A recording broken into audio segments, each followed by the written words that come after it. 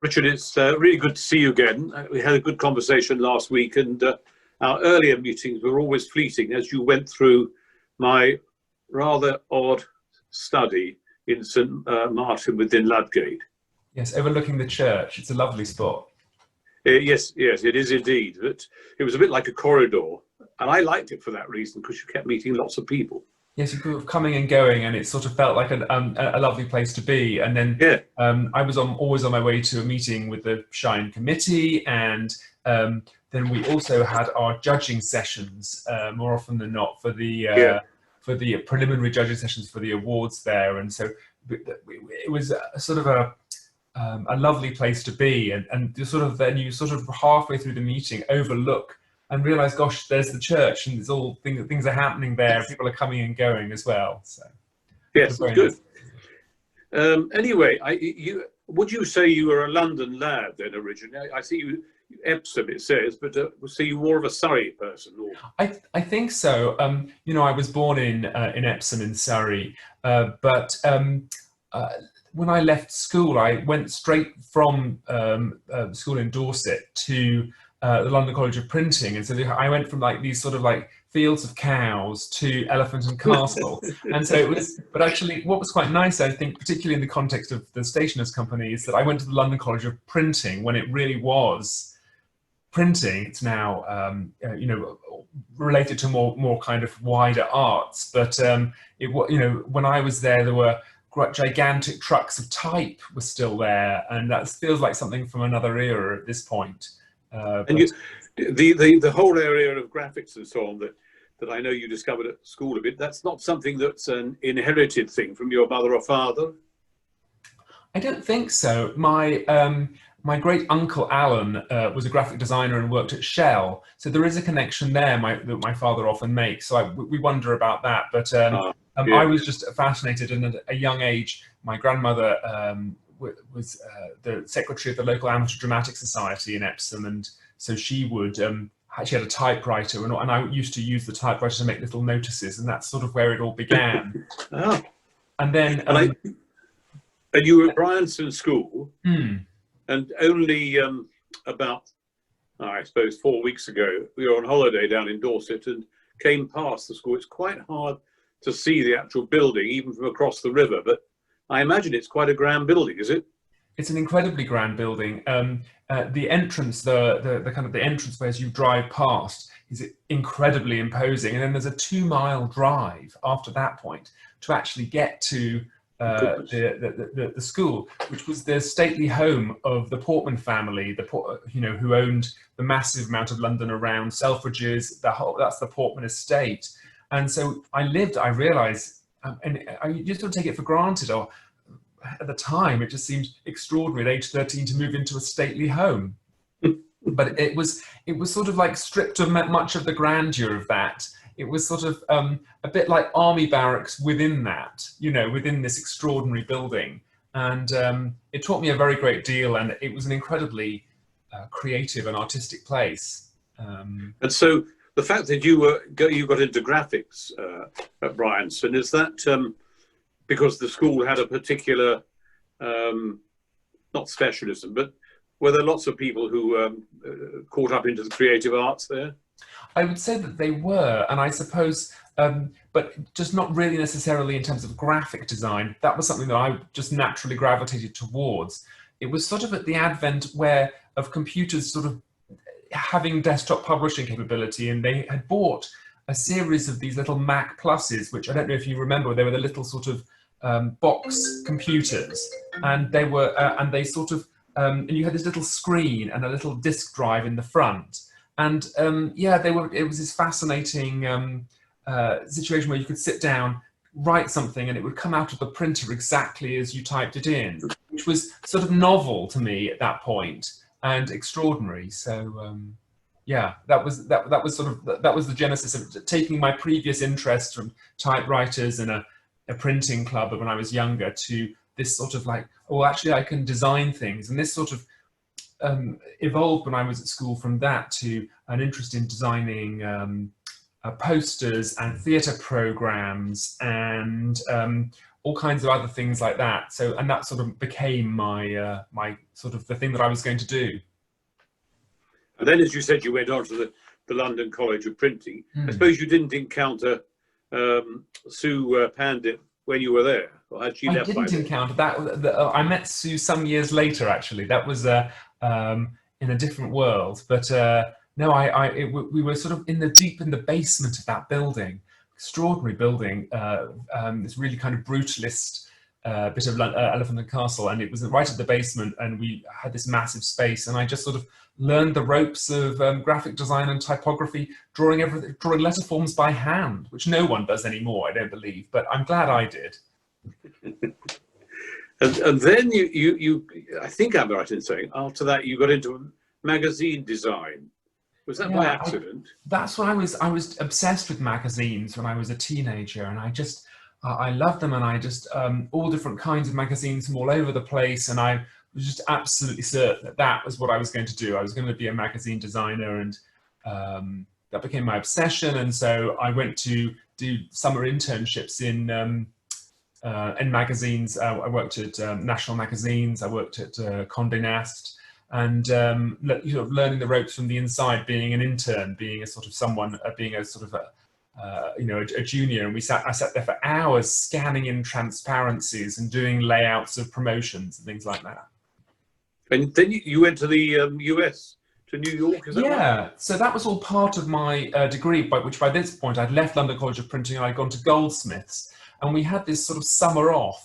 And we had an opportunity to do something else, and a small group of us, of my friends, decided that we were going to go abroad. We were going to kind of chart a different path, and so I decided that I was going to go to New York, and so got a job, a summer internship at a film magazine there. So that was sort of my logical next step, I suppose. I just spent the summer there by chance. A family friend lived just outside the city in Connecticut, and I stayed with her for 3 months and commuted in every day. I don't know about you, I love New York. I think people either love it or hate it. Oh, I know. I think it's an incredible place. I think it's amazing. It's sort of it's somewhat sanitized. I was quite glad I was there that summer. It's the late 90s. I think it's sort of become a bit more Disneyfied these days, but even now it's a place with an incredible energy. And you know, I was supposed to go this past summer, and I'm really kind of fed up that I had to miss it.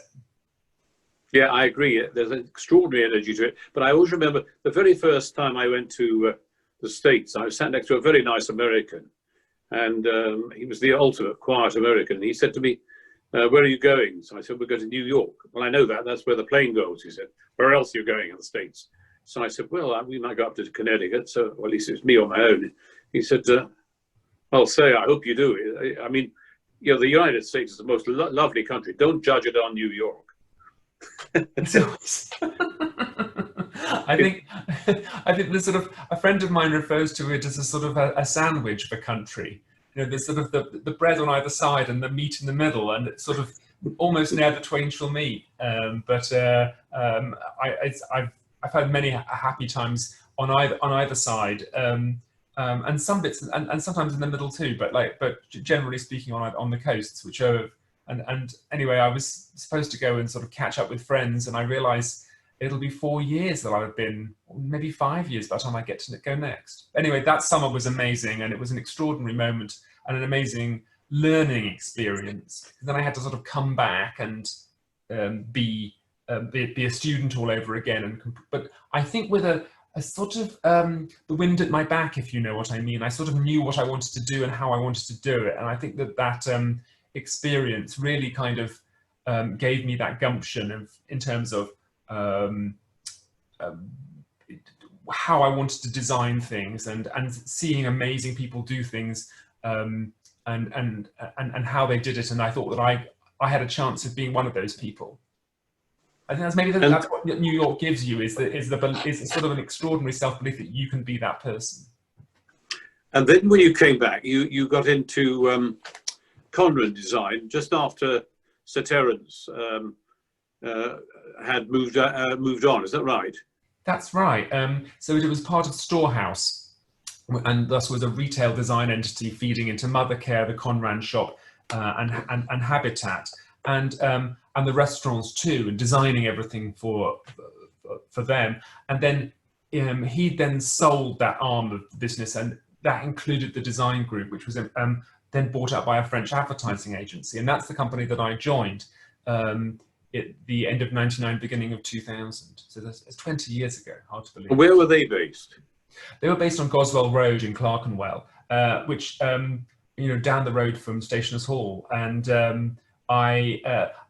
it again was London at a very different point in time 20 years ago.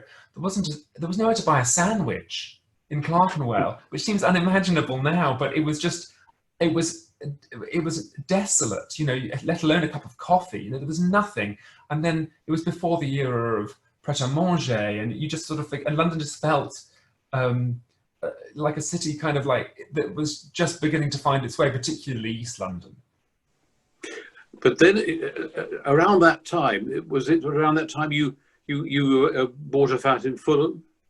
Yeah, that's right. So my grandmother sadly died in '98, and we sold that, and my father firmly believed that the money we used should be used to buy more family property. And at that point, I was earning £14,000 a year. I couldn't afford to rent a broom cupboard in the Outer Hebrides. So so we decided to reinvest the money in a flat in Fulham, which at that point was a singularly unfashionable place. I'm not sure it's fashionable now, but certainly more desirable now than it was at that point. So a number of sort of facets of my life fell into place at that junction. Conrad clearly wasn't a magazine, but it felt like the kind of opportunity that had to be taken, and so I went for it, rightly or wrongly, and then commuting on the Hammersmith and City line every single day, leaving me with an abiding fondness of that line, funnily enough. And you worked for quite a few interesting people. I noticed I think probably when you moved on from there, because you mentioned Shell, and you also mentioned Shell a bit earlier on. I'm a great fan. That was very much a coincidence, funnily enough. Shell were a huge client of Conrad, but the abiding client that kind of bookended all my association with that company was First Choice Holidays, the package holiday company. And I learned a huge amount doing that job, it kind of informed an understanding of your customer, because I didn't necessarily consider myself a First Choice Holidays customer. I don't think at that point I'd bought a package holiday, and but yet I had to understand who the target audience was and get under the skin of those people in terms of to be able to design for someone else other than myself. And that was a fundamental thing that I learned at that point was, you're not the be all and end all. It's not about you, the designer. It's about the people you're designing for. That's become a huge, huge part of my creative philosophy to this day, actually. And interestingly enough, Shell, who you mentioned, as I say, is one of your clients. I work for Shell, so I sort of pretty pro Shell one way or another. But back in the 1930s and 40s, they were enormously creative because people like Graham Sutherland, John Piper, Eric Ravilius designed posters and things for them. Yeah. So they were instrumental. Sorry? Yeah. You can be sure of Shell and all those things. Yeah. That's it. And they were instrumental in helping the creative arts, I think. So then you went on Richard Chapman Studios. Just tell us a little bit of the birth of that.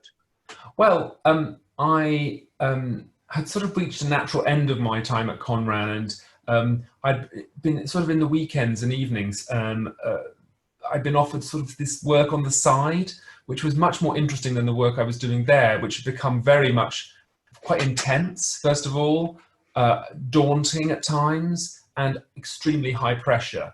And I wondered if there was another way to take a sort of a break from a job of that intensity and do my own thing for a bit. And I thought I was going freelance, but actually nothing could be further from the fact. I created a limited company because that's what you did when you went freelance. But the thing that you don't do when you're freelance is rent a studio space, which is what I did, because I thought that was a good idea too. And it turned out to be a very good idea, but I wasn't going freelance. A freelancer goes into another design company and kind of works for a set period and then probably moves on. I've, to this day, never done that. And so I kind of, the business has gone through various iterations, but it kind of has grown in the last 16 years to be this sort of this career, and I never really imagined myself being an entrepreneur, but I sort of fell into it by accident and have become much better at it as the years have passed. Well, as you'd hope. Yeah, absolutely. And I gather that Oddbins were of great help to you early on. They were. That was sort of like halfway through. Oddbin sort of rang, and I thought I couldn't believe it, because we were at that point. It was me and two guys working for me part time, and I had this call from Oddbin saying, "Would you come and see us?" And I thought they'd gone bust, and but I quickly discovered that they had gone bust, but had been bought out at that point. And so we spent about 3 years designing all the in-store signage, all the posters, promotions, all kinds of things for them, and it was an amazing experience. They were such lovely people, and I've got nothing but good things to say about that experience. And our first encounter, really, yours and mine, as it were, was through Shine, because that's what the meetings were all about. I've not talked too much about that because we spent quite a lot of time with Ali on that, but perhaps just a quick reflection from you on Shine. Yes. So you know, people watching this will know what Shine actually is. It's a competition for young people who make a school publication or website. And I had become a part of the Stationers Company, but I didn't know quite what to do with it. And I suppose I wasn't sure how to get in. I didn't know anyone in the organization and the company. I didn't know quite what to do. And then I got these emails through, and an email from Sue Pandit, who we mentioned earlier, came through and saying, oh, they needed a graphic designer. And I thought, well, maybe this is my way in, my way of kind of like getting involved somehow. And so I replied, and I assumed that many, many people would reply, and I wouldn't hear. But in fact, I don't think Sue got that many replies. And so she and Alistair Hill, who works now at Pure Print, a big printing company in Kent, came to see me. And I had a cup of coffee, and Sue said, oh, I need someone to design this. Will you do it for me? This, you know, it's an entirely charitable thing. It's altruistic. And I thought, absolutely, I'll do this. This is great.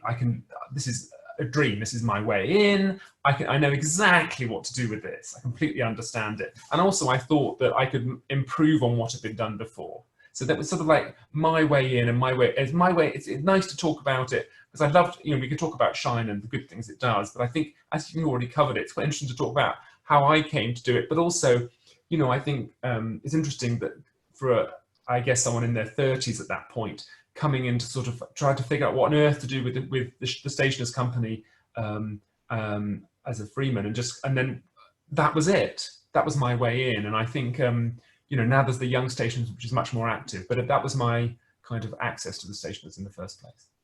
Well, we're really immensely grateful to the fact that that's how you did come in.